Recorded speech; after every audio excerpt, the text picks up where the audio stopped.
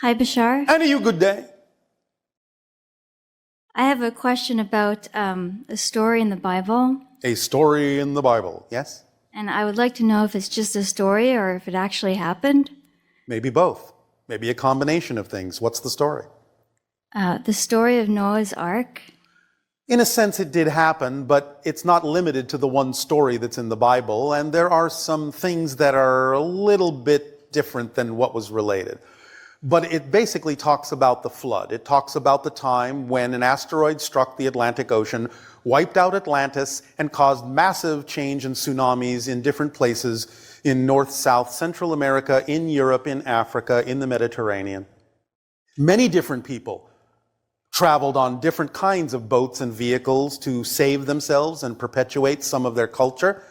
That is the story of Noah's Ark. But if you actually examine many different cultures around your world, you'll find they all have similar stories, except for the South Sea Islanders who live in the Pacific who didn't experience that because the asteroid fell in the Atlantic.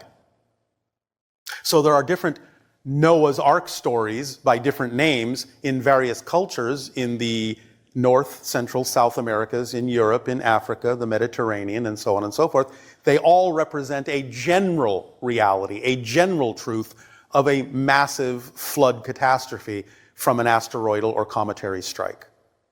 It's very interesting. Yes, it is. And these people that build the boats, who warned them? Who told them to build the boats? Well, some of their own people may have, because again, remember that throughout your civilization, there have always been intuitives.